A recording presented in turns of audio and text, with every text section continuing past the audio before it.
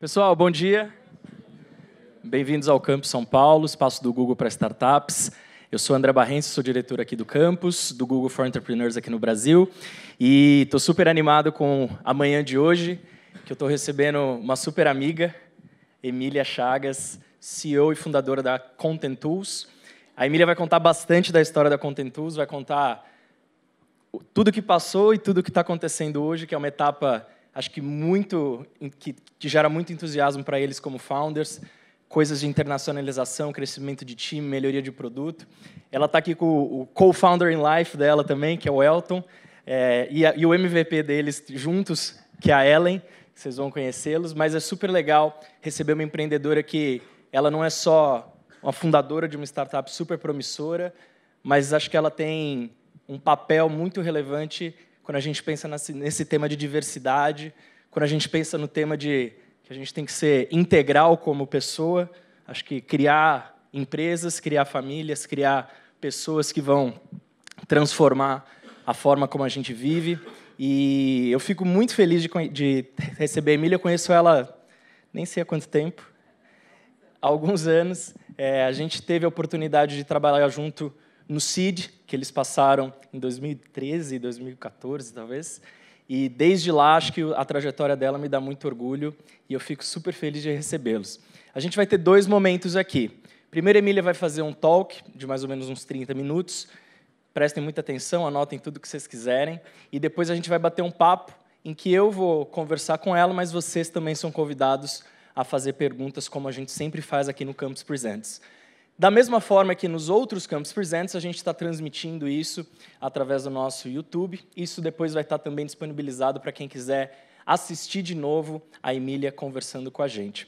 Então, sem mais delongas, eu queria chamar aqui a Emília e aproveitem, porque tenho certeza que vai ser uma manhã incrível. Obrigado. Vou adotar. Oi, gente. Bom dia. Acabei de chegar de Floripa, estava contando para o Thiago, que está aí, o nosso marketing manager, como foi o voo até aqui. Eu cheguei, o portão fechando 3 minutos. Né? A vida de empreendedor é assim, a gente gosta de emoção, né? A gente gosta de adrenalina, a gente persegue. Então, pessoal, um super prazer estar aqui. De fato, o André comentou, né, da jornada, né, que a gente já se conhece há mais tempo, e a gente vai conversar bastante sobre a jornada da Content Tools logo em seguida. Mas o papo que eu trouxe para ter com vocês aqui é mais sobre a minha área de expertise, que é conteúdo, gestão de conteúdo. Eu sou jornalista. Me apresentar rapidamente para vocês. Eu trabalhei como Content Manager por mais de 8 anos em várias empresas, enterprises e também empresas pequenas, startups. Em todas elas, eu percebi o mesmo tipo de problema, né, ao lidar, né, quando um time lida com gestão de conteúdo juntos. E assim surgiu a ideia, a sementinha da ideia do que hoje é a Content Tools. A Content Tools é uma plataforma all-in-one para gestão de conteúdo online, que atende hoje mais de 1.000 times de marketing no mundo inteiro. A gente tem usuários em mais de 70 países. O que a gente entrega é mais resultado para um time de marketing que lida com a gestão de conteúdo, com menos hassle, né? Menos dor de cabeça, menos problemas. Então, pensa que um time de marketing, para ter uma estratégia digital no ar, precisa de conteúdo, necessariamente. E esse conteúdo precisa ser planejado, criado, distribuído em muito mais canais hoje do que 3 anos atrás, 5 anos atrás, e muito menos canais do que daqui a 2 anos, podem ter certeza. Então, é muita dor de cabeça mesmo. Depois, eu tenho que analisar os resultados do que eu obtive. O que está dando certo, o que não deu, para poder começar tudo de novo e planejar. Então, a Content Tools ajuda exatamente nesse vai e vem desse conteúdo, com pipeline, gestão de ideias, brainstorming, criação do conteúdo num único ambiente, onde já está o briefing ali, todas as versões, todos os comentários, tudo num lugar só.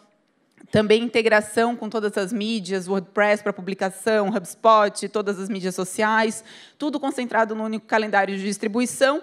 E a gente ainda entrega, e mais, a gente entrega os insights, né, o resultado, e a gente está indo além dos reportes. Isso tem a ver com a nossa vinda, inclusive, aqui para o Google Launchpad, aqui para o campus, desenvolver as nossas features de machine learning e inteligência artificial para ajudar os gestores de marketing a irem além dos reportes. Eu tenho todos esses dados de todos esses resultados, mas o que eu faço com isso?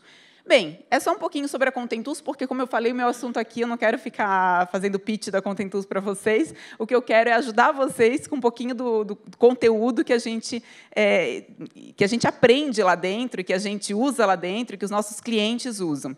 Então, eu queria trazer para vocês um pouquinho mais sobre como é que os times, esses mais de 1000 times de gestão de conteúdo que usam a plataforma, aqueles mais bem-sucedidos, como é que eles fazem? Eu vim contar esses segredos para vocês. Então, a gente vai ver que existem tipos e tipos de time de conteúdo. A gente vai ver também que tem alguns erros que esses tipos de conteúdo de times cometem, que eles têm isso em comum. E eu também quero mostrar para vocês alguns hacks que eu aprendi com gestores de conteúdo super bacanas. Alguns pode ser que vocês conheçam também, e eu vou contar os segredos deles aqui também. Gente, antes de começar, até eu queria entender, quem aqui trabalha numa empresa ou numa startup, e essa startup, essa empresa, produz conteúdo para ter uma estratégia digital? Tem esse dia a dia, tem essa rotina bacana. Parabéns, viu? Não é fácil o dia a dia de vocês, né? E é necessário. Eu brinco assim, a gente fazer conteúdo para estar no digital, para ser encontrado, para atrair clientes, para atrair atenção, é simplesmente fundamental. É que nem, sei lá, um ser humano precisa comer. Uma estratégia digital tem que ter conteúdo. E a gente não vive sem comer, né? Uma estratégia digital não vive sem conteúdo. E essa história de comer eu queria trazer para vocês também, porque eu adoro cozinhar. Para passar o tempo, para desopilar. Às vezes eu chego em casa estressado, o que eu vou fazer? Vou cozinhar. Às vezes eu gosto mais de cozinhar do que comer. Eu gosto de comer também, claro, mas eu adoro cozinhar e postar. São aquelas pessoas... Sabe aquele amigo chato que você diz, não aguento mais essa foto de comida no Instagram? Sou eu. Eu sou assim. Eu posto minhas fotos de comida no Instagram. E fico inventando. Sei lá, na gravidez eu tinha que comer abacate todo dia. Daí eu inventava jeitos diferentes de fazer abacate, porque, né, abacate todo dia, mas a Nutri dizia, não, tem que comer por essas gorduras boas para Ellen. Beleza. Daí eu inventava uns nice creams de abacate. Adoro fazer risoto. Esse aqui em cima, André, eu fiz lá em Minas, e é de frango com quiabo, e um sidezinho de geleia de goiaba com pimenta, aquela couve mineira também com recheio de queijo Minas. Delicioso, adoro cozinhar. Então, gente, o que tem a ver cozinhar com conteúdo? O que eu vim trazer aqui para vocês? Bem, ao cozinhar, né, e esse gostar de cozinhar, eu observo muito os processos que eu uso quando eu cozinho, né? A mente, né, da founder aqui, da empreendedora, não para. Então, assim, eu fico pensando, como é que eu cozinho quando eu estou sozinha? E como é que eu cozinho quando, às vezes, sei lá, no final de semana, está minha irmã junto, minhas primas, a gente está na cozinha, todo mundo junto, cozinhando. Cara, é diferente, sabia? Quando eu estou cozinhando só eu, do que eu fizer ali, o jeito que eu fizer, o jeito que eu me organizar, vai sair, no final, a comida que está na minha mente. Agora, junta mais um monte de gente na cozinha... Cara, eu fico perdidinha. Então, é capaz de sair lá no final uma coisa que eu nem estava imaginando. Pode ser bom, mas pode não ser.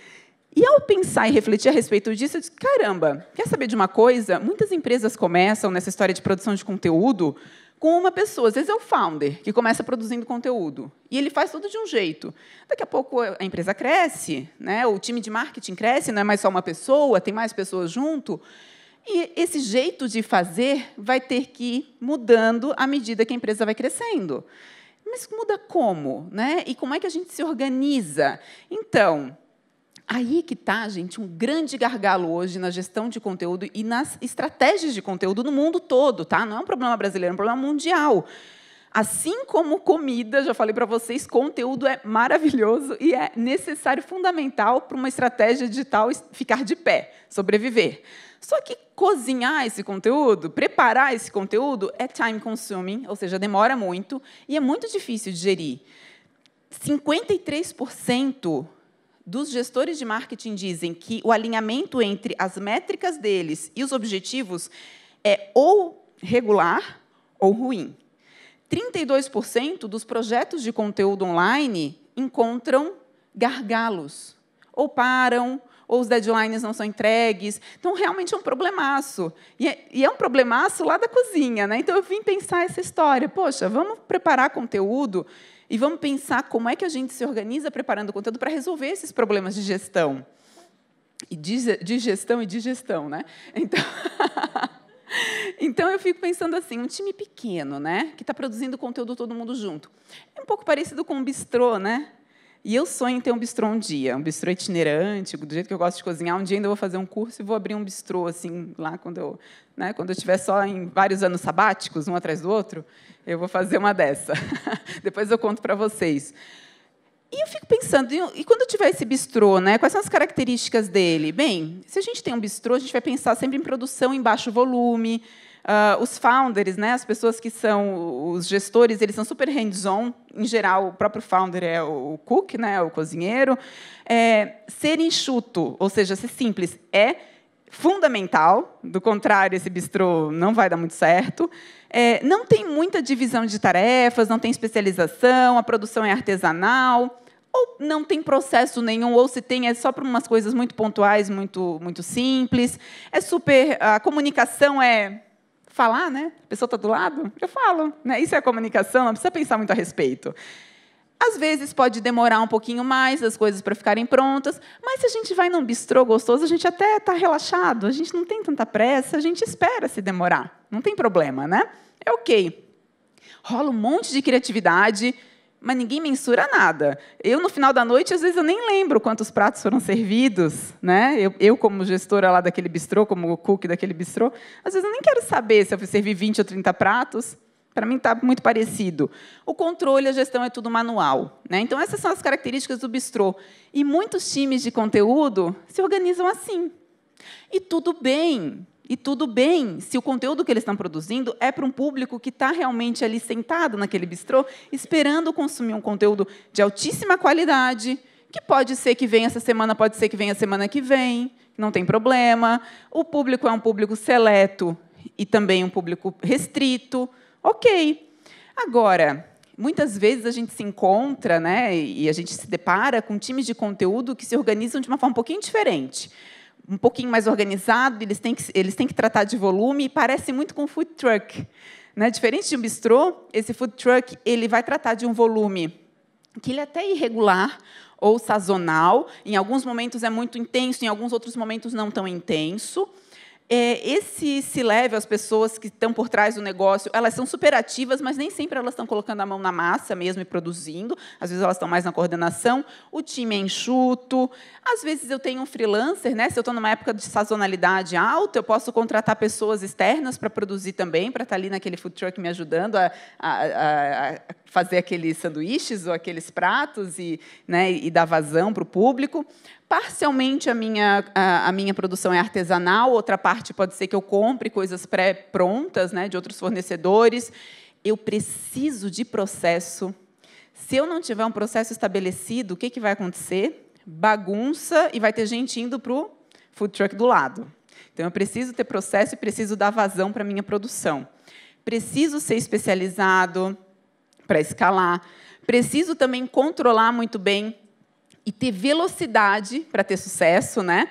Rola bastante criatividade ainda, rola, só que tem que ter técnica e eu necessariamente tenho que mensurar muito bem. Quantos sanduíches eu vou servir essa noite, isso vai ditar quanto de mercadoria, de matéria-prima eu estou comprando, quanto que eu vou comprar amanhã. É essencial a mensuração aqui. Do contrário, eu posso estar gastando dinheiro para trabalhar, não dá para acontecer.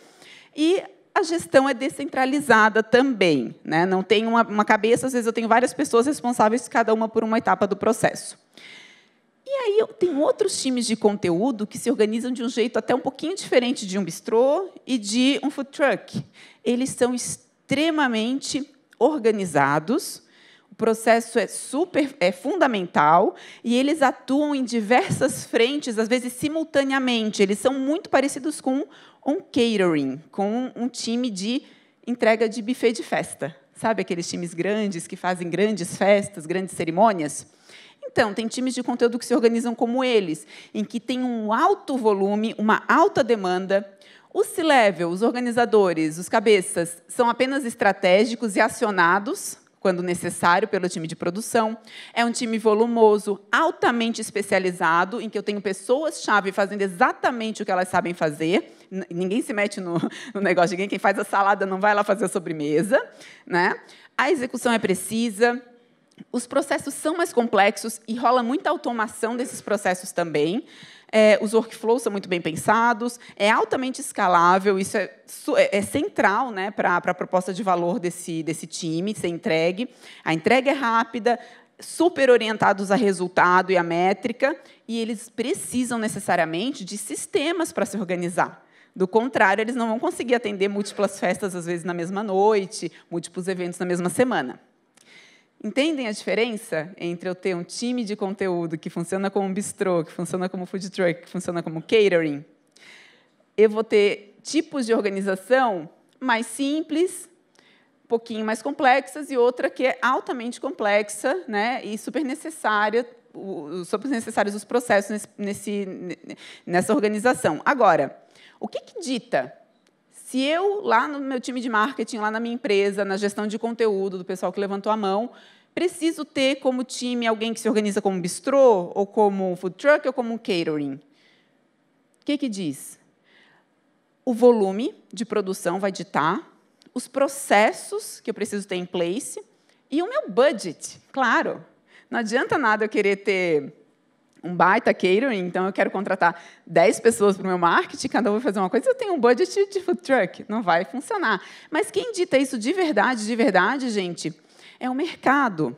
É o mercado. Então, assim, se eu estou numa empresa, tá? Pensando assim, eu estou numa empresa que ela atende um mercado altamente especializado de IoT para logística, e eu tenho o número de clientes que eu tenho nesse mercado cabe numa planilha do Google Sheets de 1 a 100. Será que eu preciso ter um catering? Talvez não. Preciso de conteúdo para ter estratégia digital? Precisa. Como é que eu posso me organizar? Muitas vezes como um bistrô, com conteúdo altamente especializado, com as pessoas que são os cabeças dos negócios, os engenheiros-chave, produzindo esse conteúdo, fazendo um conteúdo deep, né? Porque quem está comprando lá do outro lado também é um connoisseur, né? Também quem está querendo ir nesse bistrô comer a minha jantinha é alguém que vai estar o paladar super apurado. Então, tem que tomar esse cuidado também.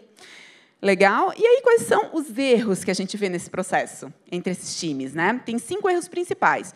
Muitas vezes, a gente vai ver times que são de um tipo, com processos de outro tipo. Aí é a maior confusão. Muitas vezes, a gente vê times que têm alto volume, alta demanda, até uma baixa especialização, que se organizaria muito bem como food truck, com processos de bistrô, fazendo coisas com comunicação desorganizada, tudo muito no papel, ou às vezes até numa planilha. Então, esse tipo de confusão rola mesmo, é um dos principais erros. Então, às vezes, eu tenho também uma alta disponibilidade, uma alta necessidade de conteúdo, múltiplas estratégias digitais, múltiplos projetos simultâneos, e eu tenho um time, às vezes, muito enxuto, o que pode ser ok se eu tiver processos muito organizados. E nem sempre esses processos estão organizados. Muitas vezes, também, eu tenho um menu forçado em cima do meu time. Então, assim, a gente tem que produzir esse tipo de conteúdo aqui e eu tenho um time de outro tipo. Né? Então, às vezes, eu tenho que fazer esse conteúdo altamente especializado e eu tenho aquele time do food truck. Espera lá. Esse time do food truck, então, vai precisar recrutar pessoas-chave dentro da empresa, especializadíssimas, para poder dar vazão a essa produção especializada. Do contrário, não vai sair. Não seguir os pedidos do cliente. Não é frustrante quando, às vezes, a gente vai no restaurante, vai fazer um pedido, eu quero tal sobremesa e vem outra? Já aconteceu com vocês? Muitas vezes acontece nos times de marketing, de ter uma demanda para um tipo de conteúdo e a empresa está lá deployando conteúdos que não têm relação com aquele público-alvo. Então, fundamental uma boa pesquisa de quem é o seu público. Né? Eu não vou colocar o meu food truck de comida mexicana num lugar em que o público lá não está acostumado e não vai consumir aquela comida. Né? Eu vou ficar com o meu food truck lá parado, esperando visitante. Meu site aberto esperando visitante. Por quê? Porque eu não pesquisei o que aquele público daquele local, de fato, queria consumir. E também não incluir pessoas-chave no processo. Então, muitas vezes, eu vou ter pessoas-chave no processo, por exemplo. Né? Eu vou voltar para o meu exemplo do IoT. eu tenho aquele engenheiro. E aquele engenheiro, às vezes, por eu pensar, eu lá no marketing, mas o cara está lá super ocupado com engenharia, ele não vai dar bola aqui para o meu processo de gestão de conteúdo. Eu vou tentar fazer o conteúdo técnico sem ele, porque ele não vai me dar bola. Cara, precisa ele estar lá junto. O coração da empresa, o conhecimento da empresa tem que estar dentro de cada peça de conteúdo. Então, você tem que trazer esse cara para o jogo. Tem que recrutar, né, de dentro da empresa mesmo, recrutar as pessoas-chave. Outra coisa que pode acontecer também é colocar as pessoas certas em papéis diferentes do que elas deveriam ocupar. Isso acontece muito com o pessoal do executivo, né? A diretoria executiva, a gestão, o CEO. Então, porque ele é um CEO, porque ele é um diretor, eu acho que ele tem que aprovar todos os conteúdos, porque esse é o papel que ele faz na empresa, ele aprova as decisões.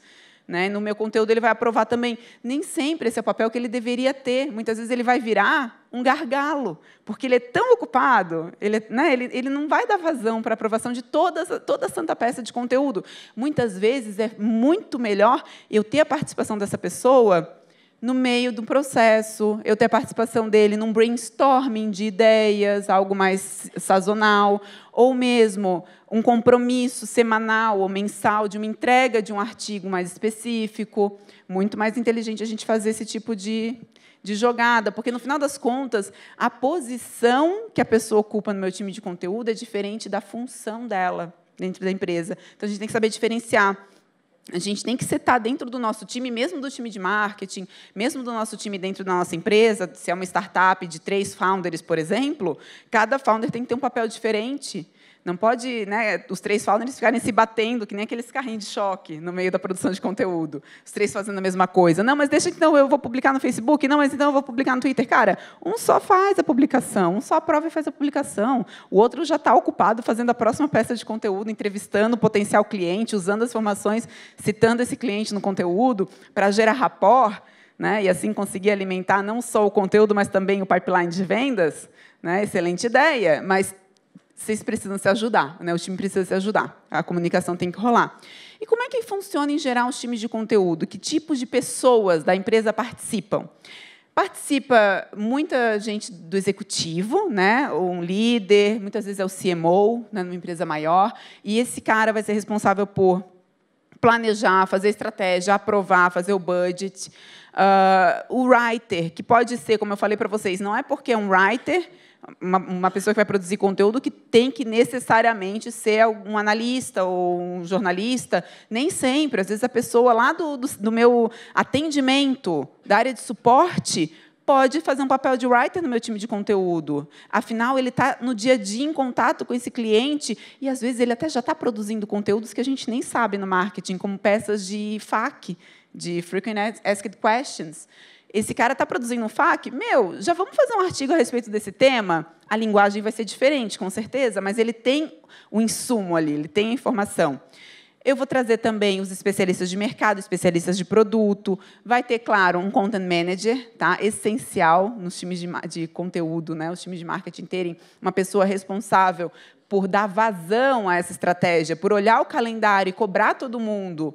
Né? Se ela tiver sorte, ela vai ter uma ferramenta para ajudá-la, para ela não ficar de chata. Né? Mas não importa, tem que ter alguém ali, de fato, ditando as datas e os horários e tudo mais. Alguém de design.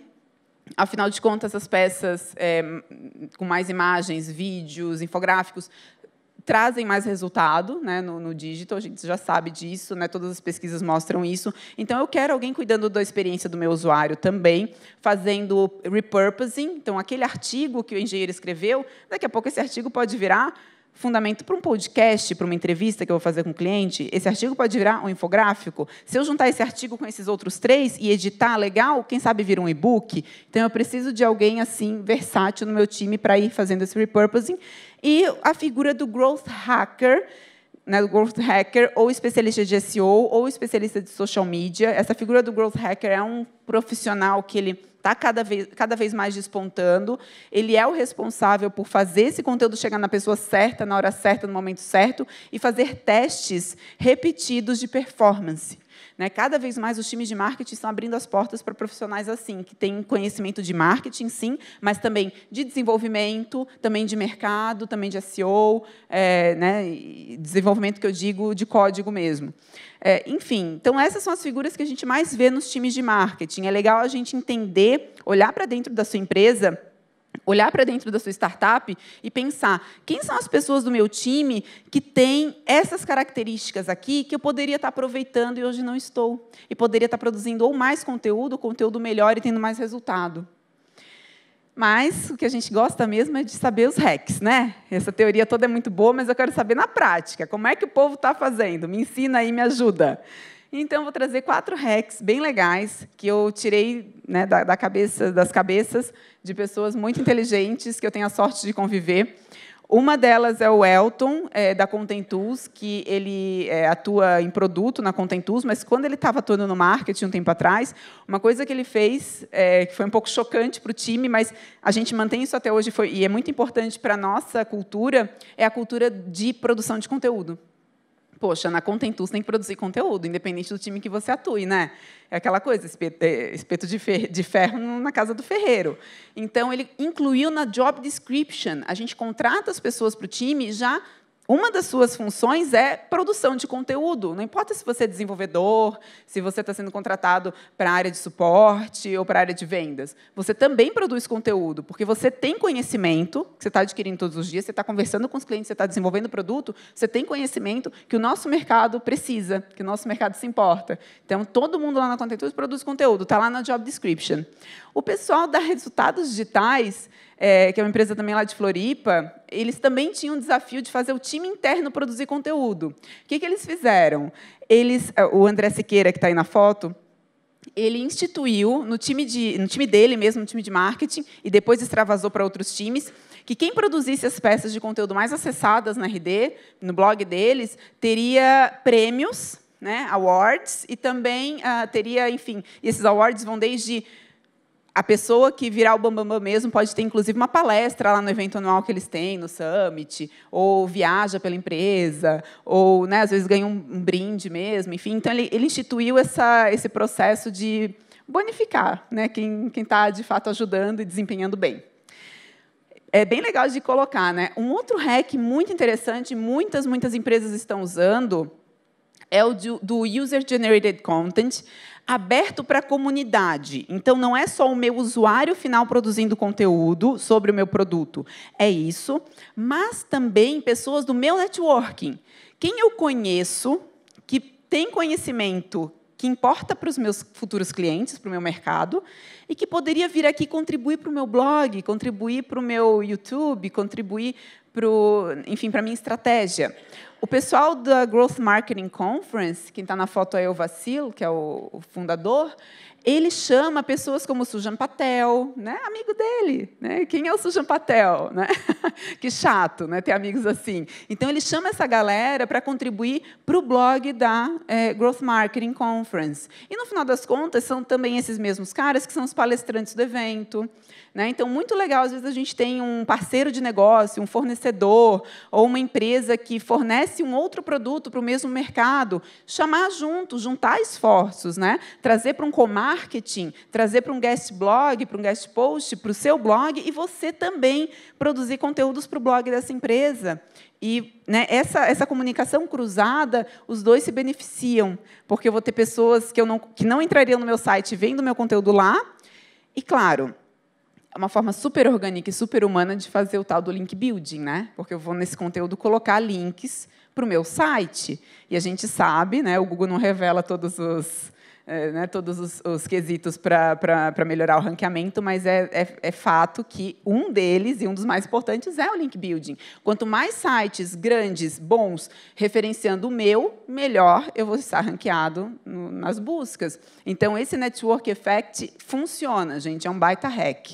E um último, que eu acho muito legal, também voltando para a história de engajamento do time interno, o pessoal da Endeavor, a Laís, que é a gestora de conteúdo lá, eu admiro bastante o trabalho dela, dela está sempre inovando. É fantástico o que eles fazem por lá. E todo mundo aqui, não sei se vocês consomem o conteúdo deles, vale a pena, é um conteúdo de alta qualidade. Eles não só usam o User-Generated Content, ou seja, as pessoas da comunidade deles, os mentores, os empreendedores produzem para lá, mas eles usam as pessoas do time interno nas sessões de brainstorming do marketing, do conteúdo. Então, eles vão produzir, digamos, a pauta daquela semana, eles convidam pessoas de outros times para vir contribuir. E que pessoas? Quem está em contato direto com o público-alvo, ou seja, no caso deles, o empreendedor, mas na empresa de vocês pode ser quem está em contato direto com o cliente. Vem cá no marketing um minutinho, 30 minutinhos, participa do início da reunião, me fala que problemas você ouviu da boca dos nossos clientes essa semana. Esses problemas são os que precisam ser adressados com conteúdo. O nosso conteúdo ele tem que falar a língua do cliente e responder às principais dúvidas do cliente. Se o conteúdo tiver isso, responder às dúvidas, falar dos problemas, com certeza a primeira etapa, né, do funil do marketing, o awareness, vai ser vencido. E é isso que eles fazem lá. Mas o hack não é esse. O hack é que, depois que esse conteúdo foi produzido, depois que deu certo, eles retornam lá para a pessoa que deu a ideia e contam que resultado ela teve.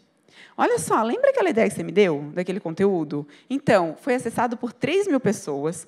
Dessas 3.000, 1.000 assinaram a nossa newsletter, outras 200 baixaram esse e-book, e essas 20 vieram falar com o nosso time. Cara, olha que fantástico, eu dei uma ideia, gerou 20 leads de fundo de funil, tem mais 1.000 pessoas lá para a gente se comunicar, 3.000 acessos. Estou falando alguns números aqui gerais, mas é o que o time do marketing lida todos os dias. Vocês têm esses números, né? Quem é do marketing tem esse número. E não custa nada reportar de volta para o time. Isso gera um engajamento e um ciclo virtuoso, porque o povo volta para as reuniões para dar mais ideias, porque eles veem que dá certo. Legal, gente? Eram essas as dicas que eu tinha para vocês hoje. Muito obrigada.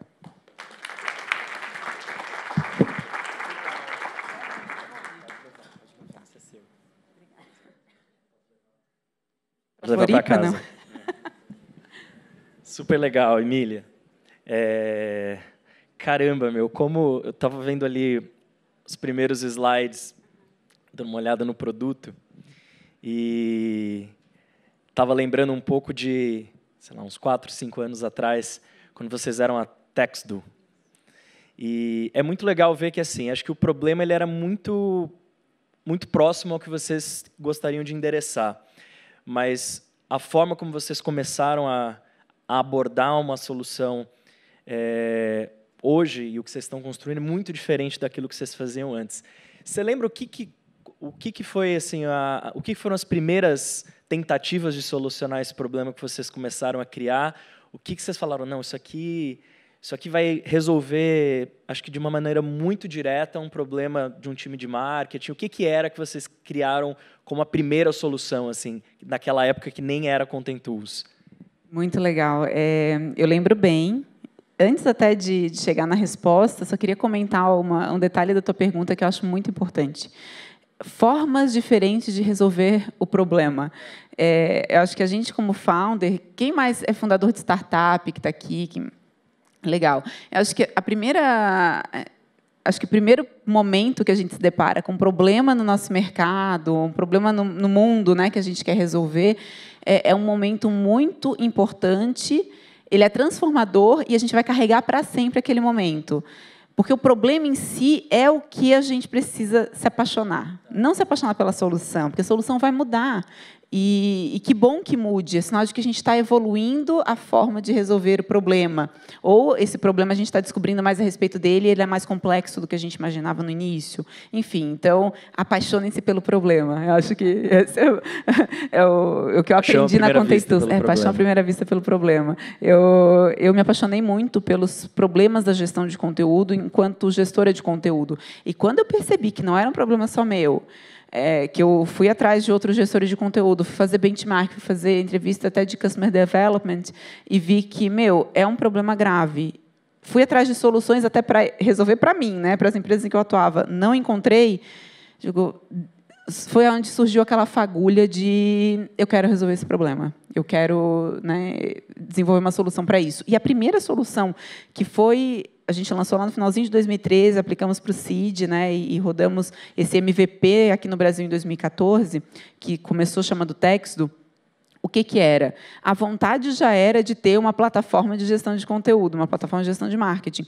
Mas, ao começar as entrevistas com os primeiros futuros clientes, o que voltava para a gente era: eu preciso, sim, de gestão de conteúdo, mas eu preciso, primeiro, do conteúdo em si.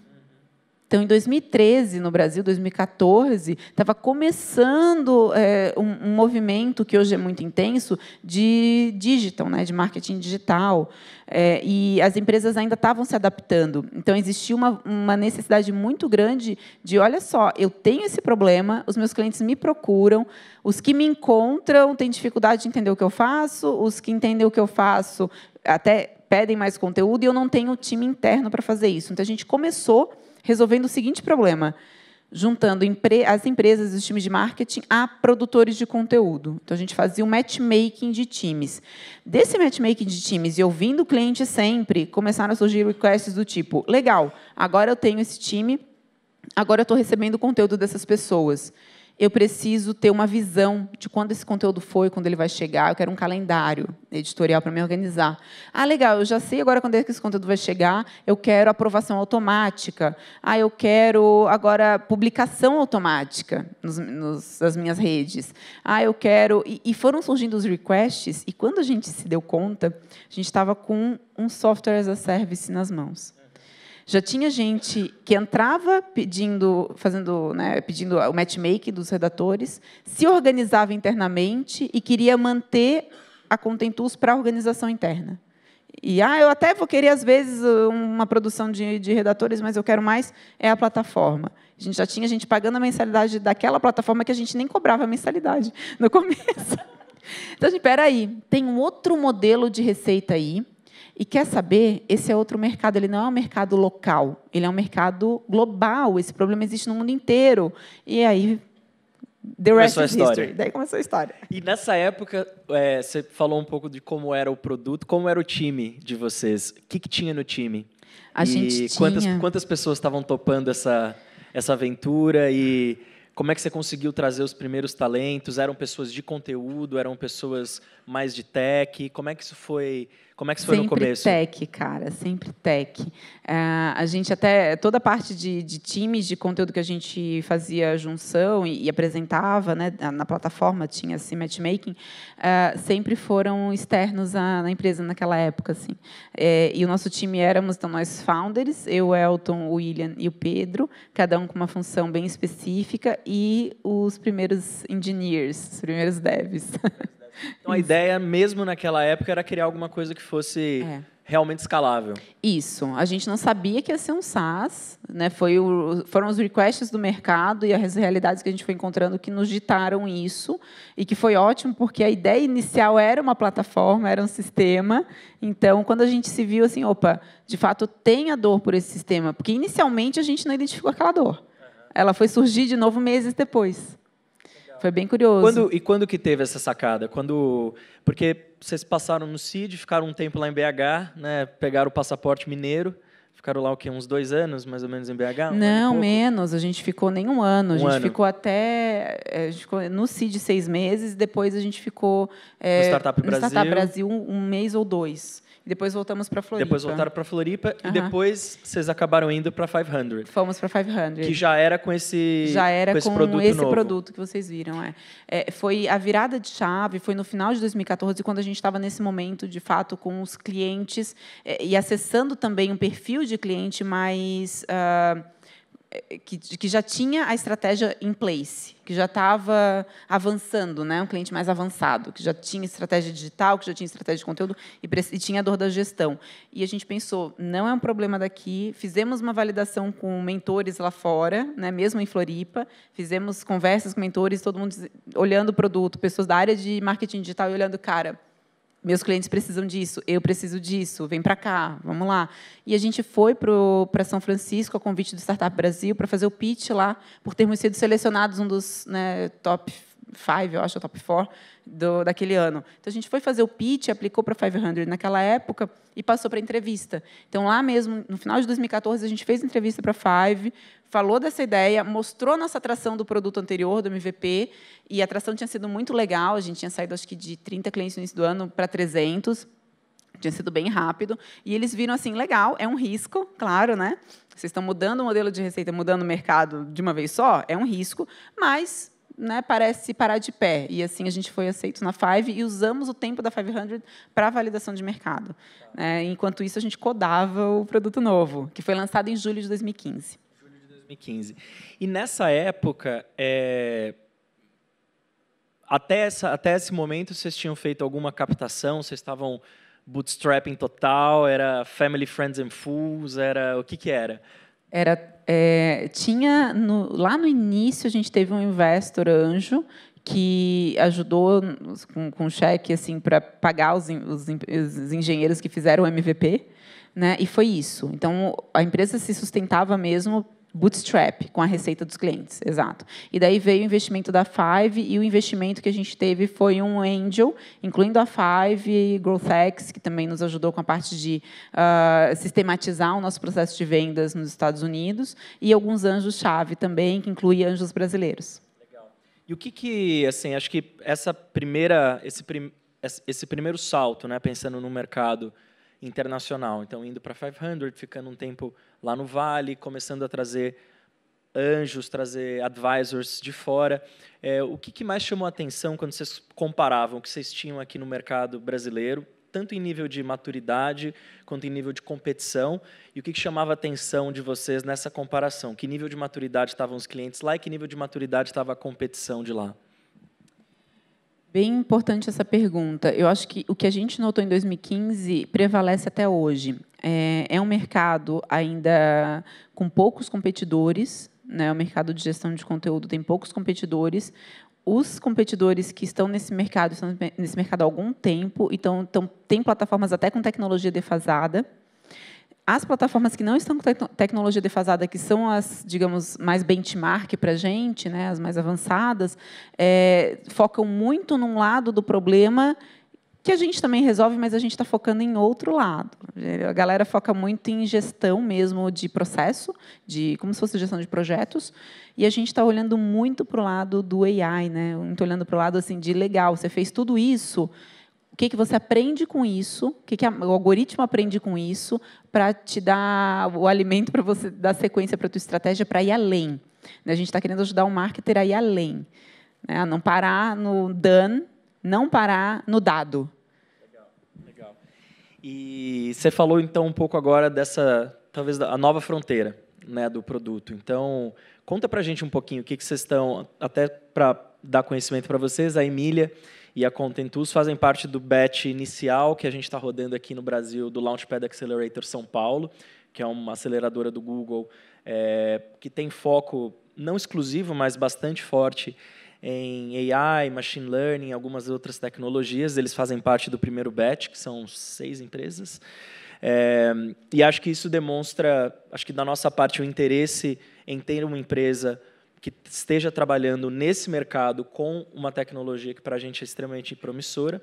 E acho que do lado de vocês uma aposta de que o futuro do conteúdo passa por olhar a performance e aprender com o que você tem de performance passada para eventualmente ter ganhos, acho que substanciais, de quem trabalha nos times de marketing, né? Então ajudar o marketer a ter mais performance, a ter mais valor. Então, o que vocês têm de visão hoje, então, do produto? Como é que vocês acham que ele vai amadurecer daqui para frente? O produto ele vai amadurecer acompanhando o amadurecimento também, se a gente for olhar para dentro das empresas, né, principalmente as empresas de mid-size, enterprise, o amadurecimento dos times de conteúdo dentro dessas empresas. São times multidisciplinares, centrais, que eles nascem dentro do marketing, mas eles extrapolam o marketing. Então, a gente está olhando muito para como é que o conteúdo entra num contexto de validação, num contexto de essas peças elas têm uma importância fundamental, é um asset para a empresa. E, sendo um asset, toda a gestão para produzir essa peça ela é olhada com muito escrutínio, com muita atenção, importantíssimo. E, depois que ele está no ar, ele está vivo, não para. Então, assim, acho que essa mentalidade de que o conteúdo, a gestão do conteúdo para no momento que eu publico ou que eu distribuo, vai acabar, cara. O conteúdo ele é vivo e eu não distribuo ele uma vez no momento da publicação. A distribuição ela é contínua, se esse conteúdo é evergreen, principalmente, e eu tenho que estar analisando ele não só um dia depois, um mês depois, um ano depois, é o tempo todo. E se eu pensar que um time não para de produzir conteúdo, porque, afinal de contas, o conhecimento da empresa não para de acontecer, a empresa não para de acontecer, o mercado não para, portanto, o conteúdo não para, é cada vez mais e mais e mais peças, mais dados, mais cruzamentos de dados, mas o AI não está no cruzamento de dados. O AI está muito mais em eu fazer esse algoritmo aprender com os bons resultados e os maus resultados e se antecipar para o marketer. Então, ele está na performance interna do time, sim, né, em otimizar essa performance interna, mas ele está muito mais em fazer esse marketer conseguir produzir conteúdos melhores, já de largada. Então, assim, olha, as suas peças que mais performam são essas aqui, portanto, por que você não modifica esse conteúdo que nem saiu para o ar ainda, dessa maneira? Olha, e o contrário também, essas tuas peças que estão no ar são muito boas, porém o bounce, por exemplo, desse conteúdo aqui está acontecendo no minuto tal, ou está vindo do parágrafo tal. Né? Então, todo esse olhar que... Imagina fazer isso com um ser humano, né? No time, assim, um data scientist, um grupo de data scientists. Eu fiz muito customer development no Vale e eu conversei com marketers que têm times de data science para fazer esse trabalho. Não dão conta de analisar todo o volume, né, de conteúdo. E 2, essa retroalimentação ela é muito tardia, demora muito. Né? Então, acho que o AI a resposta está aí. Por isso, AI, para que seja instantâneo também. E eu acho que você tocou num ponto, aí eu vou apelar para a sua formação como jornalista, né? Porque não importa só a performance, tem que ter a qualidade do conteúdo. Né? E acho que a gente fala muito hoje em dia de fake news, mas acho que existe o fake content e o conteúdo que ele é simplesmente para ganhar clique ou para gerar algum tipo de ação, mas que ele tem pouquíssimo valor agregado a ele e pouquíssima qualidade. Eu digo que ele é um novo black hat. Exato. Então, como é que a gente pensa também na qualificação disso? Né? Então, é possível, mesmo que não seja... É provável que surja quase que um outro ecossistema que vai ajudar também na qualificação desses conteúdos, que pode ser através de AI, pode ser através de outras tecnologias, mas que comecem a trazer, acho que uma barra um pouco mais alta para que o conteúdo pelo conteúdo não seja suficiente, né? Acho que a qualidade seja o principal fator que vai levar a uma decisão de um cliente ou que vai levar ao engajamento de um usuário. Sim, e a resposta ela está justamente na personalização. No conteúdo, para o André, é diferente do conteúdo para a Emília. O que você está buscando, e você como consumer, você como decisor dentro de uma empresa, você tem problemas para resolver, né, soluções para buscar que são do teu momento, de agora, das tuas dores de cabeça atuais. E eu também. E o conteúdo que vem para mim, que chega para mim, ele tem que ser cada vez melhor. E olha só a diferença, o conteúdo que chega para mim. Né? Então, essa inteligência ela também está na distribuição, em fazer o conteúdo chegar para a pessoa certa no momento certo. E quando a gente fala pessoa, é pessoa mesmo. É fazer esse cruzamento entre quem está acessando e quem eu preciso que acesse, quem eu gostaria que acessasse. O meu cliente final, por exemplo, se eu estou falando do B2B, né? Ou até mesmo do B2C, né? Meu potencial consumidor. Esse link que é muito difícil hoje de fazer no marketing e que eu acredito que os algoritmos vão resolver. Legal. Pessoal, vamos começar aqui a nossa conversa. Temos aqui a nossa querida Catbox. Alô? Tia Catbox, tá ligado? Alô, alô, alô. É um microfone. Então, quem quiser fazer uma pergunta, eu peço que diga seu nome e faça objetivamente uma pergunta para a gente ter a possibilidade de mais pessoas também perguntarem. E aí, na sequência, você pode jogar essa caixa, que é acolchoada, em direção ao seu colega, de maneira gentil, para que a gente não tenha nenhuma liability aqui no campus, tá bom? Então, alguma pergunta para a gente começar, porque senão eu vou ficar num bate-papo eterno aqui com a Emília. Não sejam tímidos.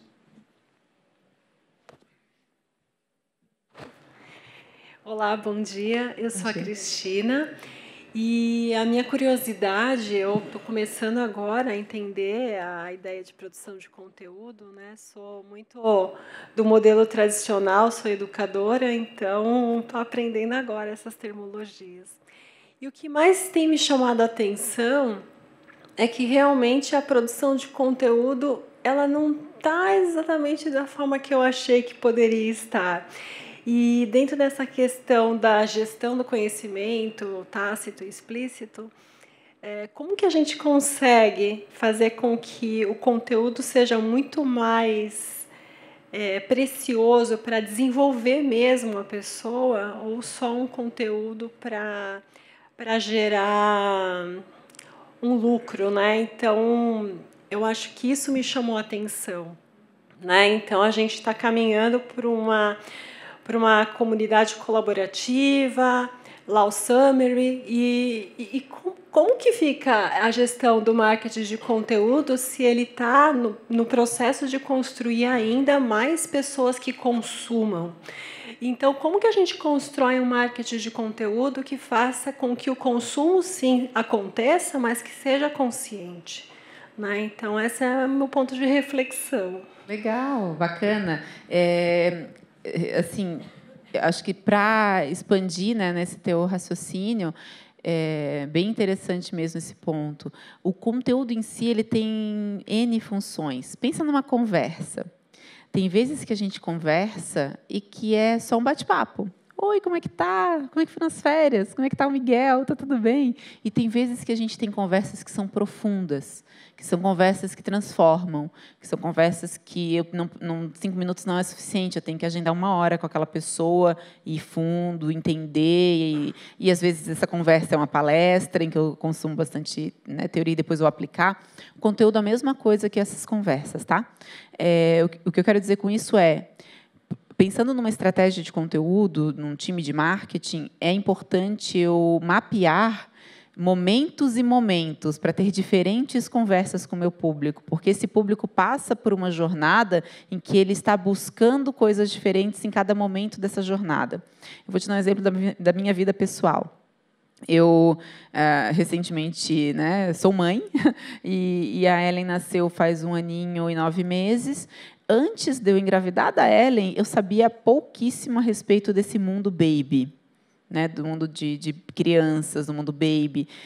E o meu consumo de conteúdo ele se deu muito pelas estratégias de conteúdo das empresas que fornecem, né, esse conteúdo. Então, tem empresas que fornecem conteúdos fantásticos. Então, eu aprendi desde o que é um coeiro, não sabia. E pode ter gente que não saiba. É um cobertorzinho, enfim, que cobre o bebê. Mas até essas perguntas eu fazia para o Google. O que é um coeiro? Até estratégias de parenting, como é que faz quando tem as primeiras frustrações, as emoções do bebê, e daí são e-books, né? Físicos, inclusive. Então, assim, eu, enquanto consumidora, eu passo por toda essa jornada de primeiras dicas, primeiros conhecimentos, até conhecimentos bem profundos. E é importante a gente enxergar o nosso público dessa forma. Então, assim, quais são os conhecimentos mais rasos, superficiais, pode ser, mas também muito importantes que esse público precisa. E eu vou entregar esse conhecimento da forma como ele quer consumir, de forma rápida, precisa também objetiva. E depois eu tenho conhecimentos que são mais densos, mais profundos. Então, uma estratégia de conteúdo para ser boa não significa que ela é feita apenas dos conhecimentos profundos e densos. Significa que ela tem essa visão mais holística.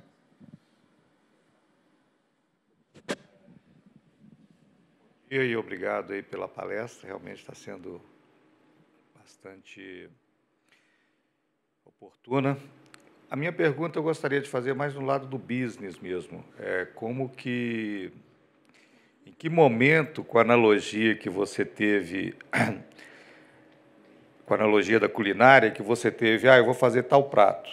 Então, eu preciso de encontrar esses ingredientes, o tempero, mas é um prato tão desafiador, né, para a realidade que é difícil encontrar os temperos e os ingredientes corretamente. E qual foi o momento que você encontrou o melhor fornecedor no sentido de sustentabilidade financeira para o seu investimento? Que você se sentiu confortável, não, agora eu vou conseguir atender a minha demanda. não vai faltar prato, eu vou entregar a sobremesa no local certo, ninguém vai reclamar mais, eu ainda vou ter um feedback positivo do Google Score lá, de likes, entendeu? Apenas isso. Eu acho que essa responsabilidade, né, do founder é uma das principais, né? Você tem que ter cash flow, né? Não pode faltar o ingrediente. E é uma preocupação eterna, porque o business cresce, as demandas financeiras crescem, e você tem, claro, tem algumas saídas para isso, de buscar investimentos, né? Mas a gente tem na Conteúdos, a gente é meio coxinha, sabe o que é coxinha? A gente é meio coxinha, assim, que a gente acha mesmo que o melhor investidor é o cliente. Então, a gente tem esse DNA sabe, de conquistar cliente, de crescer e usar o próprio capital para investir. Mas, mesmo assim, em muitos momentos, ainda mais desenvolvendo um software, né, quem está nesse mercado de SaaS sabe, aprende bem cedo sobre a barriga do SaaS, né, em que eu tenho muito investimento na fase inicial, até que eu consiga lançar e até que eu consiga capturar clientes. Então, a gente teve uma fase, e o Angel Round veio nessa fase, veio para desafogar. A gente teve uma fase muito tensa de acreditamos nessa visão, lançamos o produto, e o produto ainda estava ganhando os primeiros clientes, né? Foi de 0 a 100 em 3 meses, do beta, né? De sair do beta até os primeiros 100 clientes, mas, mesmo assim, foi assim um esforço hercúleo para manter a operação, manter o desenvolvimento, e simplesmente lançar o produto e tirar ele do beta não significa que o produto está 100%. Muitas melhorias precisam ser feitas naquele momento, e as melhorias são contínuas até hoje, né? A gente está não só em R&D, desenvolvendo machine learning e tudo mais, a gente continua melhorando e melhorando e melhorando as funcionalidades que a gente já tem no ar, né? Não para. Então, de fato, a demanda financeira naquele ponto inicial, eu acho que isso é para todos os founders, teve 2 saídas para a gente. O MVP em si, a gente tinha um pouco de caixa, e ele foi usado nesse momento, e teve o Angel Round. E, nesse período, os fundadores, por exemplo, ficaram sem Prolabore, né? E acho que a gente tem que estar preparado para isso, né? Tá fundando uma startup, meu amigo, reduza os seus custos fixos ao máximo.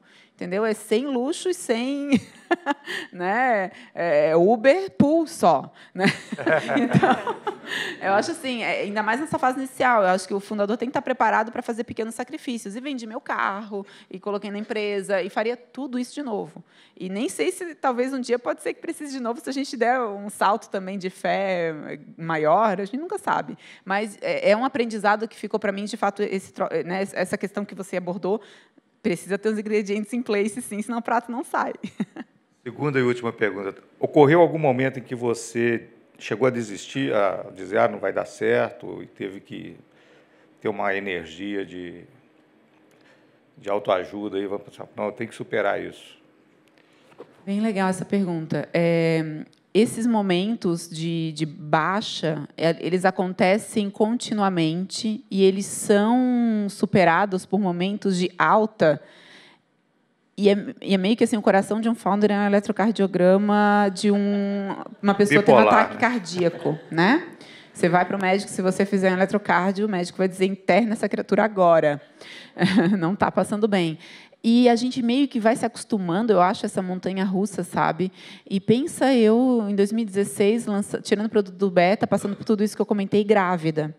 Né? Então, digo, a Ellen vai nascer assim, super addict, adrenalina total, né? Vai gostar de montanha-russa.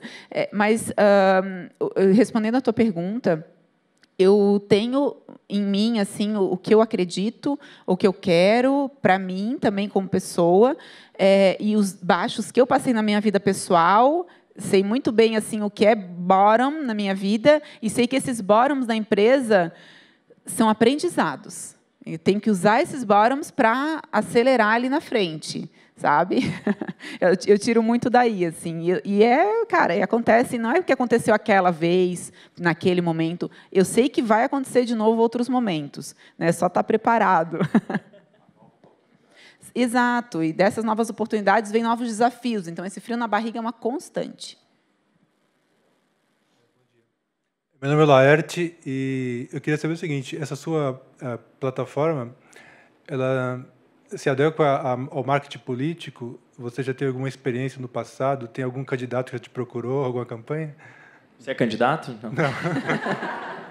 Faz um jabá, aproveita. Eu lembro de uma ONG que trabalha com política, que usa a plataforma para fazer gestão de conteúdo. Eu lembro de algumas conversas com o nosso time de atendimento de candidatos, mas eu não sei dizer, porque, como eu te falei, são mais de 1.000, né? E a gente atende muitas agências digitais. Então, pode ser, sim, que entre as agências digitais pode ter agências que assumam campanhas e que tenham gestão de conteúdo de campanhas dentro da Conteúdo, sim. Eu não sei te precisar. Ó, a gente tem o desafio de jogar lá para trás. Então, a gente vai testar a sua habilidade, Laerte. Ó, boa. Prazer, meu nome é Bruno Cabreira, sou cofundador do Emagreça Sem Dieta. Agradeço o conteúdo, principalmente os hacks. Minha intenção era tentar pegar um hack seu, assim, se você estivesse começando um business de emagrecimento, baseado no que você vê de questão de alcance, audiência, que canal que você exploraria em primeiro lugar? A palestra está toda, amanhã está toda de comida, emagrecimento, tá. Boa eletrocardiograma, pergunta. Tá tudo de saúde. Exato. Eu vou responder como eu responderia para qualquer business. Você tem que ver onde é que os seus clientes estão, tá? O que os seus clientes estão usando. Vou fazer um chute aqui que a gente mais ou menos sabe as redes, né? Que a galera de saúde está usando mais. Mas faria essa comprovação com clientes reais, com potenciais clientes reais. E você tem que pensar não só nos canais de divulgação, em onde que o conteúdo vai estar, mas quem são os influencers, os promotores dentro desses canais. Porque você está começando do zero, então o teu conteúdo não é só o Google que está interpretando que esse site começou ontem e está competindo com outros bilhões, né, de sites. Na feed das pessoas, você está competindo também pela atenção delas. Então, eu começaria, se fosse, a pergunta é se fosse eu, né? Eu emprestaria a reputação de pessoas conhecidas no meu mercado primeiro. Produziria conteúdo e pensaria como é que eu ajudo essas pessoas, como é que essas pessoas podem se interessar pelo meu produto, ou pela minha empresa, para a gente trocar algo, né, que seja um ganha-ganha, para você começar já impulsionando, não começar simplesmente fazendo, porque não que não vai dar certo, dá certo, só que o tempo é muito maior. Bom dia a todos. Obrigado, Emília, pela explanação. Eu sou Alexandre, sou da SimplyHost. A SimplyHost ela já tem uma operação no exterior, né? E aí, pensando agora, a gente sempre traduziu muito conteúdo do que veio de fora, né? E a gente começa nesse plano de tentar criar o conteúdo para cá. Partindo desse D0, qual que seria a sua visão? Por onde começar? Legal. Eu começaria adressando problemas que os meus clientes têm aqui no mercado local, que é onde vocês atuam, e que os conteúdos hoje ainda não respondem. E é engraçado dizer isso, porque muita gente diz assim, não, a gente tem tanto conteúdo no ar, com certeza está tudo esgotado. Não está, gente, pode ter certeza. E a gente mesmo, se a gente vai fazer uma busca, muitas vezes a gente faz buscas, buscando um conhecimento, uma resposta, um conteúdo, e não encontra exatamente aquilo que precisava. Esses dias eu estava trocando mensagem com uma outra founder que estava procurando respostas para responder um form, assim, assado, e não tinha nada online para ajudá-la. Então, ela teve que conversar com outras pessoas que já tinham passado por aquela experiência. Então, puxa, se você é empresa que tem ela, por exemplo, como potencial cliente, faz esse conteúdo sobre esse form, gente, ela precisa disso. Então, quais são os conteúdos que o teu cliente precisa encontrar, dúvidas que ele tem, o que ele acorda de manhã e pensa, sabe? Tipo, tem que resolver isso hoje. O teu conteúdo tem que ser o lugar onde ele vai, para ajudar a resolver isso hoje.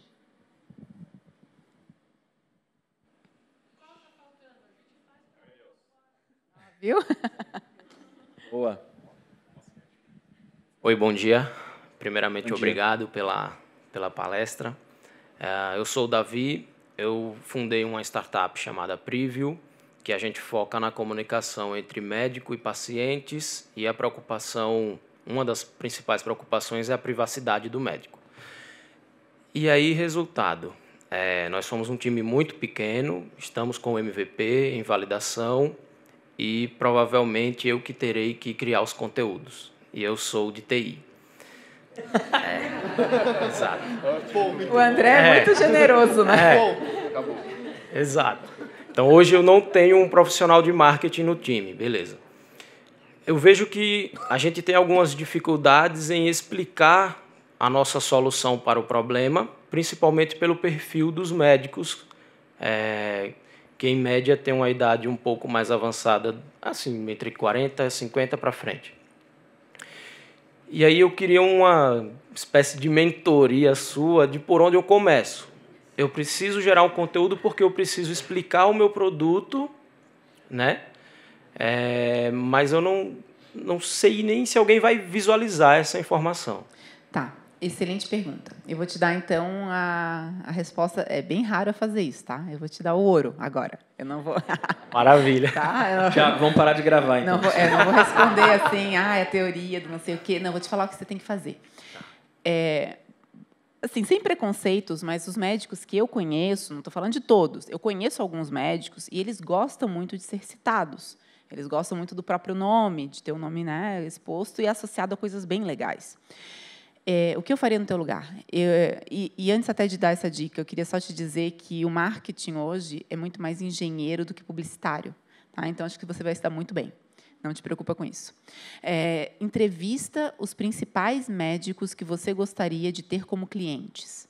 Faz entrevista com eles e pergunta, na entrevista faça perguntas, como se fossem as tuas perguntas de Customer Development, mas faz perguntas para eles sobre como é que eles resolvem o problema que você resolve, como é que eles fazem hoje, como é que eles resolvem, como é que é o dia a dia na clínica deles, como é que eles atendem os pacientes, como é que deve ser a relação paciente-médico. Faz uma entrevista com eles para o teu blog, uma entrevista genuína. Bate uma foto bacana, publica esse artigo, compartilha com o médico. Esse médico vai compartilhar com outros médicos da associação, lá do conselho, etc., etc., e é o teu link, é o link do teu site.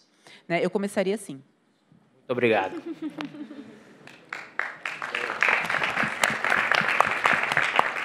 Acho que a gente tem uma pergunta... Peraí, temos uma pergunta ao lado e depois a gente tem uma pergunta lá atrás. Então, sobrou para você. Tá? Vamos ver se eu consigo. Oi, Emília, tudo bom? Tudo. Que delícia a tua palestra. Estou adorando, assim, altas bem gostoso anotações. Mesmo, né? Eu já mostro essas fotos de comida. Não, e eu já fiz essa palestra meio-dia uma vez. O povo queria me matar. Não, mas não é só por causa disso. Os hacks, o teu obrigada. Conteúdo, assim, vem exatamente ao encontro do que eu ando precisando. Depois queria até conversar com você em particular. Mas, enfim, a minha pergunta agora é sobre o copy, né? Porque conteúdo é um negócio relativamente fácil de fazer. O detalhe é a headline que impacta, que chega até lá, enfim, o que faz a atração da pessoa que vai ler o conteúdo e fazer ela ficar no artigo, no infográfico, não importa, aquilo que você está distribuindo. Então, você recomenda que essa pessoa... Deixa eu estar falhando aqui. Se puder falar um pouquinho mais próximo. Tá. Você recomenda que essa pessoa que seja a pessoa que faz o copy, seja a pessoa de marketing, seja a pessoa de TI, como disse o colega aqui, né, que é a dúvida. Quem que tem que ser a pessoa que tem que saber fazer o copy para que o conteúdo dispare mesmo? Tá. Excelente pergunta. Eu mostrei a lista de pessoas do time, né? Em geral, a pessoa que vai fazer o copy é a última pessoa da lista, quem é responsável pela distribuição, o growth hacker, nesse caso, ou o especialista em SEO. E ele vai adressar o copy como uma hipótese, como um teste. Então, ele vai, claro, fazer o copy baseado em resultados passados positivos. Então, os melhores conteúdos, né, que a gente tem, eles são... O copy é dessa forma, tem essa linguagem, as palavras-chave que a gente quer atingir são essas, etc., etc. Então, ele faz o copy em cima do conhecimento passado, mas ele também pode, por exemplo, para o copy de um e-mail, fazer um teste AB, lançar para uma pequena base, ver qual é o maior resultado de abertura, e de leitura e de clique. Então, o copy ele é ciência, ele não é arte. Então, o engenheiro, de novo, está levando a sorte. Detalhinho quanto ao copy ainda. Você está no MVP, que você ainda está com uma startup que está começando a testar o MVP, quem que vai ficar com esse copy? Porque aí você não tem toda aquela estrutura, né, ideal, você ainda tem a estrutura inicial. Digamos, 2 parceiros e uma pessoa de TI. E aí, quem que fica? Eu deixaria a pessoa que tem mais experiência na área assumir, para reduzir um pouco o tempo que isso vai levar, porque vai levar tempo, é um aprendizado. Então, acho que ninguém vai acertar de primeira, como eu falei, é teste, é hipótese, e vai levar tempo, né? Então, tem 2 raciocínios aí. E é difícil essa resposta, porque ela é uma resposta muito interna de como o time de vocês funciona. Mas respondendo, eu me colocando no lugar, pensando no meu time, a gente tem, cada um, funções bem específicas. E é definido de 2 maneiras. Primeiro, o que o time precisa. Então, assim, isso aqui precisa ser resolvido. Ninguém aqui é especialista, alguém vai se especializar e vai resolver, né? Ou vai atrás de especialista e vai resolver. E tem o lado também da aptidão, do querer, né? Então, talvez ali no teu time tenha alguém que já tenda para o lado de, no futuro, quando esse negócio bombar e a gente começar a contratar bastante gente, eu quero assumir o time de desenvolvimento, eu quero assumir o time de marketing ou de marketing, né, de sales e marketing, quero ser a pessoa da aquisição. Daqui a pouco essa pessoa pode ser quem vai começar a assumir a estratégia digital. Mas é uma sugestão aí, é muito olhar para dentro, ver as skills internas, as aptidões internas e tomar essa decisão muito com base na bagagem que vocês já estão trazendo. Eu posso abusar com mais uma perguntinha só agora sobre o negócio e tem a ver com isso também. Eu adorei a analogia que você fez desde o food truck e assim por diante até chegar em escalável. Se a gente está pensando em alguma coisa realmente escalável, porque detectou que existe mercado para isso e a gente ainda está no MVP, ainda com 3 pessoas, como eu te falei, né? A gente já começa pensando nessas pessoas que vão ficar daqui para frente. Por exemplo, essa pessoa de TI veio de fora, ela não faz parte dos 2 partners que tiveram a ideia. Ou a gente pode se dar o luxo de ter uma pessoa agora e depois ter que colocar outra e substituir. O que você busca inicialmente para evitar ter que ficar repassando todo o conhecimento de novo? Cara, ainda mais assim, se é um business na área de tecnologia, você precisa de um tech founder. Então, se essa pessoa que você tem no time, que é da área de desenvolvimento, não teve a ideia junto, e ele está interessado, ele curtiu a ideia, ele quer ajudar a resolver esse problema, ele é uma pessoa engajada, é um terço, sabe? Eu faria isso. Tipo, esse cara ele tem que ser founder junto, porque o tempo, a dor, a dificuldade que vocês podem passar no futuro com troca de time de tecnologia e mesmo a aquisição de pessoas, sabe? Se tem alguém dentro do time que é uma inspiração para os engenheiros, mais engenheiros virão. Né? E precisa de engenheiros para escalar. E se não tem essa figura-chave, é muito tempo de... Contratar não é fácil, contratar talentos em engenharia é menos fácil ainda, né? Tem mais desafio ainda. Então, o que eu faria, né? Não estou falando o que você deve fazer, mas o que eu faria, o que eu vou fazer nas minhas próximas startups, sempre, né? Porque a gente sempre pensa em empreender milhares de vezes, né? Tem milhares de ideias na gaveta. Eu sempre vou focar em ter um tech founder do meu lado. Desde o início, então. Desde o início. Entendi. Mesmo que o início não seja um desenvolvimento de produto. Pode ser que o início seja um concierge, seja juntar várias planilhas do Google em um Zapier e não sei o quê, né? Seja um Frankensteinzinho só para entregar e começar a validar. Mesmo assim, eu colocaria essa pessoa para me ajudar a fazer essas microconstruções, botar landing pages no ar, enfim... mas alguém do lado sempre, porque essa pessoa, no momento que a gente começar a pensar em escala, começar a pensar num produto que vai além do MVP, ela vai ser fundamental. É isso aí. Nossa, muito obrigada. Valeu. Obrigada. A gente tem uma lá atrás.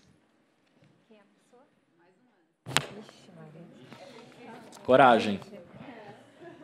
Me ajudem aí, tá? Cuidado quem está perto, hein?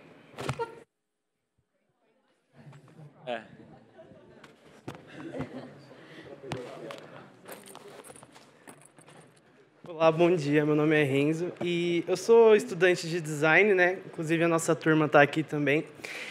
E eu queria fazer uma pergunta sobre, porque na nossa área é muito comum a gente trabalhar sozinho, né? Na área de design gráfico e tudo mais.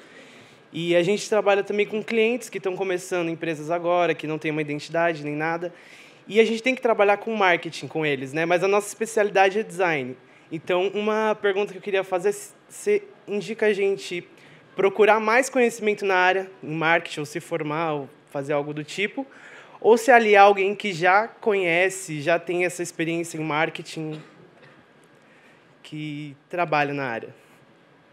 Ai, que pergunta complicada, porque eu entendo a dor, assim, você tem o conhecimento técnico e, às vezes, a dor do cliente engloba, que não é só... Eu fiz uma entrevista semana passada com um especialista em branding, ele é um dos top guys de branding no mundo, e foi uma entrevista bem legal, porque a gente falava a respeito desse assunto, que branding hoje, já faz muito tempo que branding não é mais um logo, um nome, cor, né? Branding é como é que a minha empresa se relaciona com o mercado, com os clientes e tudo mais.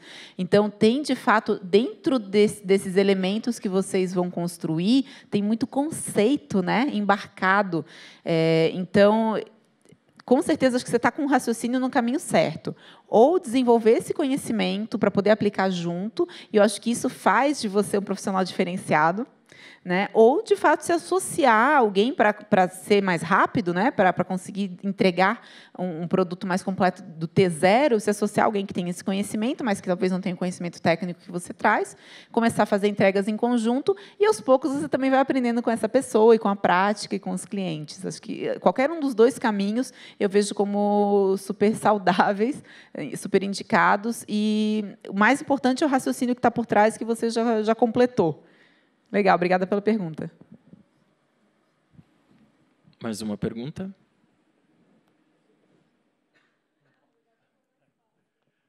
Essa daí foi mais fácil de chegar ao microfone.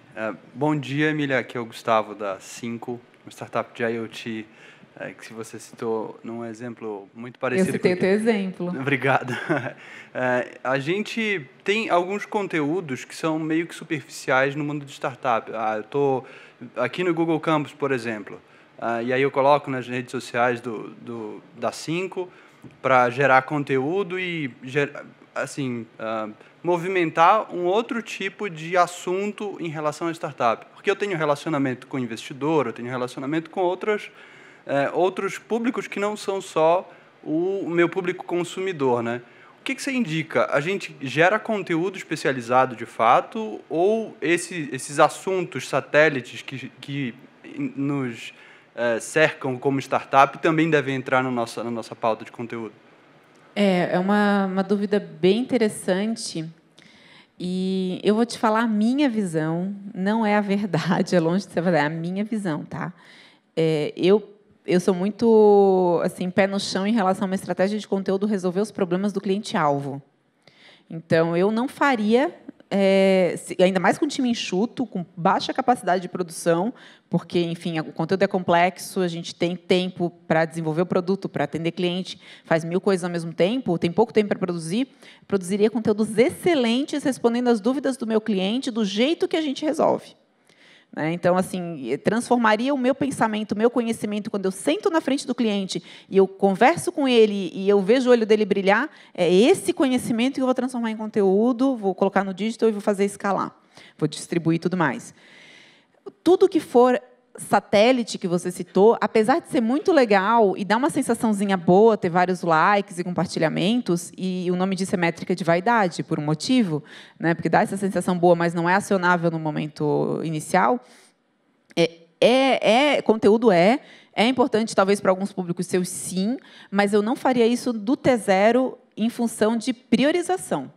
Entendeu? Prioriza o cliente. Depois você vai ter um time, tua startup vai crescer pra caramba, que eu já sei que vocês são fantásticos. Então, assim, você vai ter um time de marketing, vai ter gente para cuidar só de rede social. Aí você vai abarcar um pouco mais de outros públicos, além do teu público né, do cliente final. Talvez você coloque alguns públicos de fornecedor, ou algum outro público de interesse. Vou dar o exemplo da Contentus. A gente começou falando apenas com o gestor de conteúdo. Hoje a gente já fala com o gestor de marketing, daqui a pouco a gente já está criando conteúdo que é para o CMO. Então, a gente vai, de fato, galgando outros públicos de interesse, decisores. A gente fala com o analista e mostra para o analista um conteúdo que é como que ele convence o diretor e mostra o conteúdo para o diretor sobre por que é importante. Enfim, então, vai rolar esse tipo de cruzamento de informação, mas tenha a estrutura primeiro, ou faça, né, o básico primeiro. Né? Pelo menos é isso que eu faria. Eu tenho uma pergunta, então. A gente entrou numa sequência, eu queria mudar um pouco a marcha. E você falou, em uma das perguntas, né, essa questão toda eletrocardiograma, né, de emoções. E você citou uma passagem que acho que não tem como não falar, que é o fato de você ser mãe, né? E eu lembro desde o princípio, quando a Ellen nasceu, você sempre a colocou muito próximo dessa outra parte da sua vida, que é ser empreendedora, né? E acho que isso conversa muito com a própria cultura que vocês criaram e acho que fomentam dentro da Content Tools. Eu queria saber um pouco, Emília, como é que você define a cultura hoje de vocês e como que essa cultura é colocada à prova em momentos, por exemplo, de internacionalização, que você, às vezes, como CEO, vai estar um pouco mais distante da operação. Como é que isso se sustenta de forma que as coisas tenham ali, acho que, força suficiente para serem alavancas e não âncoras do crescimento, né? Excelente. É difícil pra caramba, então não vou te dizer que a gente sempre acertou. A gente comete erros no decorrer do processo e aprende com eles. O que a gente tem na Content Tools é que a gente fez uma identificação dos valores muito cedo, né? A gente, até na época do CID, acho que os mentores lá me ajudaram muito a ter essa visão de que sua cultura já está acontecendo. Ou você identifica e vai promover os fatores bons, né, e cuidar dos fatores que talvez não sejam de risco, ou as coisas vão acontecer organicamente e não vai ser para o teu bem. Né? Então, eu tive esse alerta nessa época, juntei o time todo, fizemos uma identificação dos valores, e esses valores permanecem. Né? A gente tem 4 valores principais, que a gente tem um nome para cada um e eles se desdobram, né? Então, o primeiro é togetherness, então esse lado mesmo da união, do time ser unido e se ajudar, é um valor muito importante para a gente. Não é que a gente como é que eu vou dizer? Não é que a gente promova esse valor para quem entra, é que a gente identifica pessoas que tenham esses valores para fazer parte do time. O trabalho é o contrário, né? Eu acho que tem uma ilusão às vezes de eu vou definir a cultura da minha empresa. Não, você vai identificar a cultura da sua empresa, né? Mesmo que sejam 3 founders, você vai identificar a cultura de vocês, porque é isso que no final das contas vai, né, perseverar. E depois você vai identificar isso nas pessoas que você quer trazer para o seu time também. O segundo, bem importante também, eu estou falando em ordem, mas eles não são em ordem, tá? Eles são eles têm a mesma importância. Be the solution. Então, a gente tem desde o início assim, cara, resolve, entendeu? Identificou um problema, ótimo, mas vem discutir a solução. Né? A gente não fica remoendo o problema, a gente identifica problemas, a gente fala de problemas já com o viés de resolver. Defy your limits, então nunca é suficiente, a gente de fato sempre está galgando novos passos, né? Sempre inovando, sempre indo atrás de coisas maiores e também muito importante, enjoy the ride, né? Fazer tudo isso com um sorriso no rosto, curtindo muito o trabalho, curtindo muito o que a gente faz.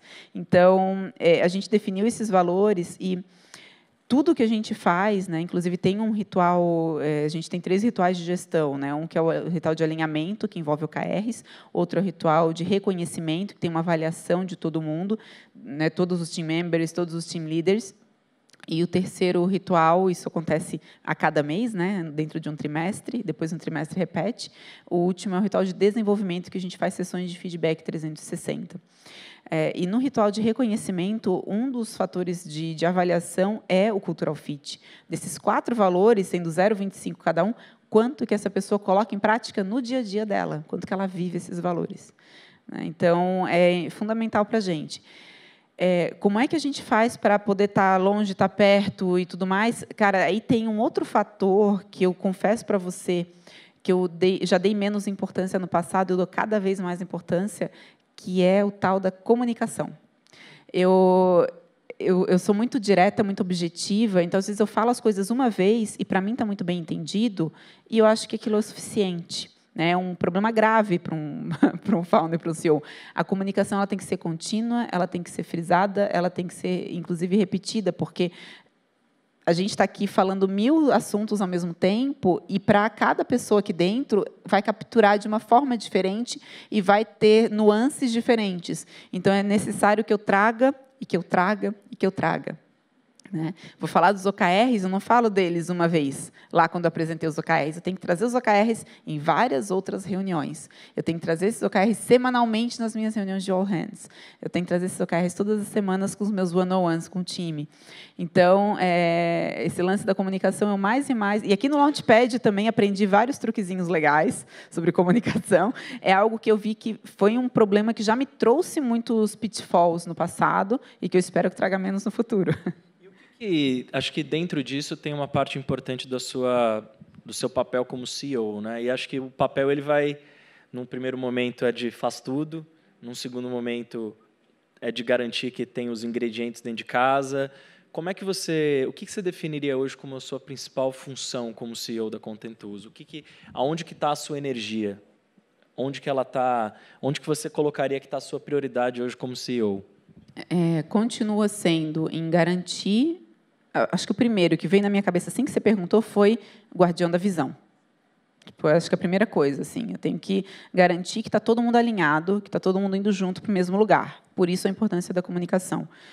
Então, é aí que eu tenho colocado bastante esforço. Outra questão, nunca vai deixar de ser o garantidor lá dos ingredientes. Eu cuido muito também do financeiro da empresa, da operação da empresa.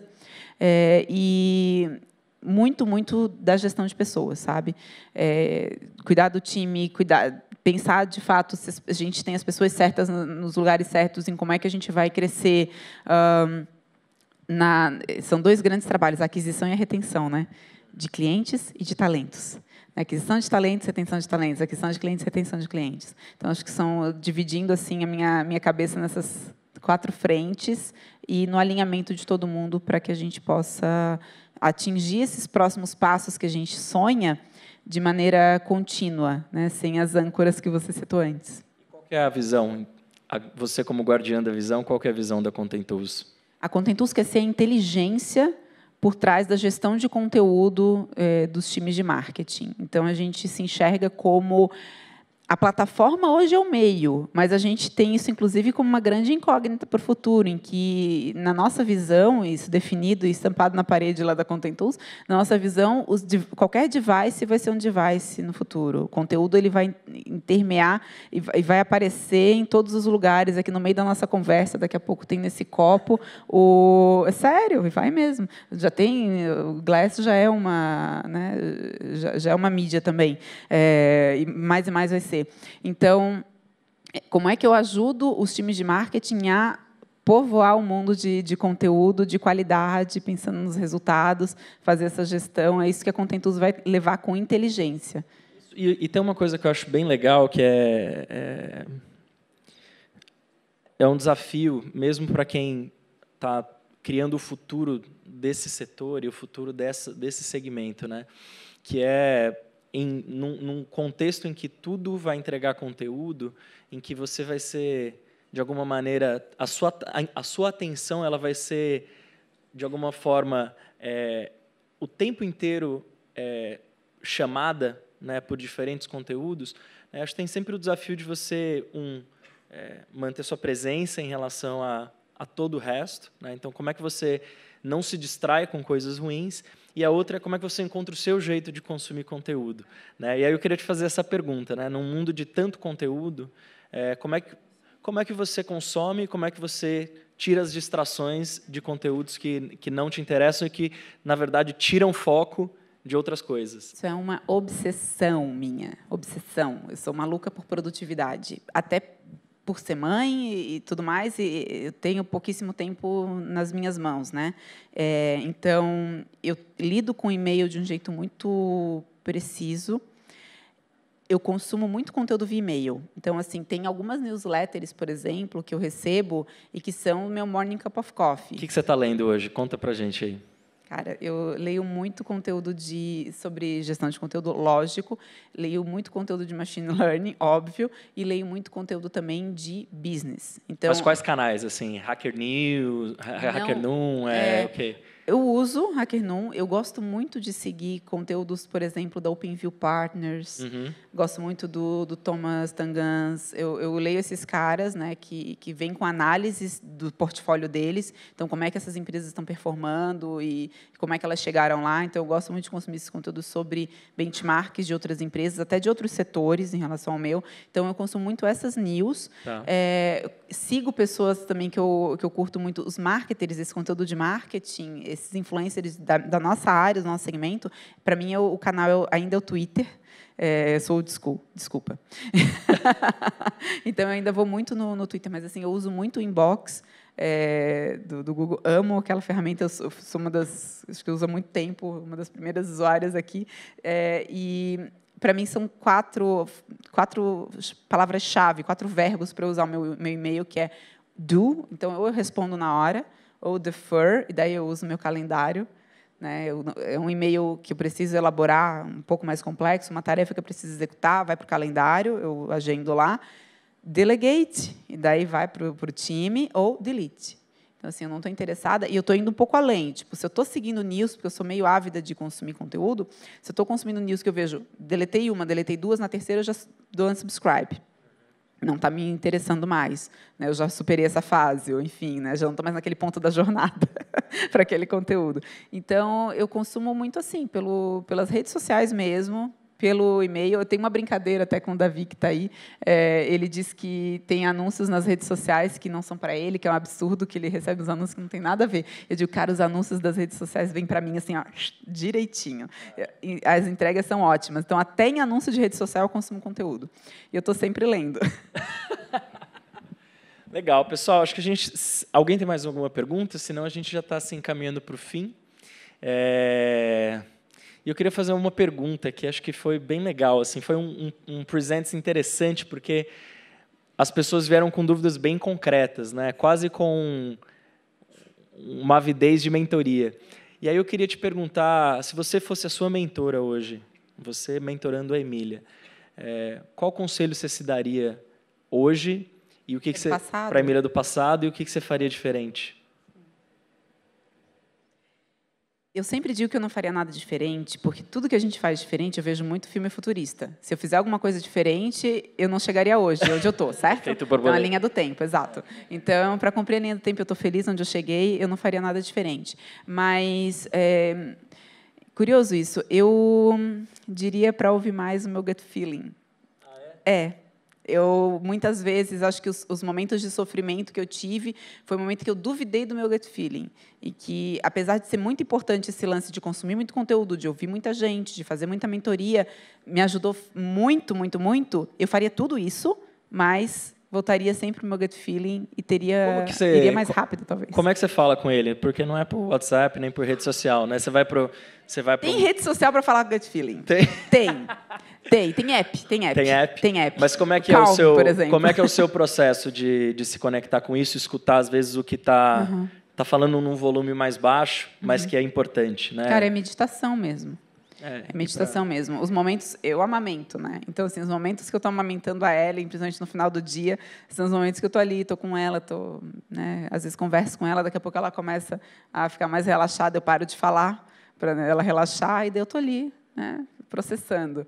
Então, é muita meditação. Não tem outro jeito, né, de silenciar, de fato, as vozes, né, que a gente tem, as internas e as externas, e ouvir esse gut feeling é assim. Emília, queria te agradecer muito. Acho que eu não tinha outra expectativa que não fosse que ia ser muito legal. Obrigado. Eu adorei o bate-papo. Foi muito bom. Obrigada, queria agradecer todo mundo.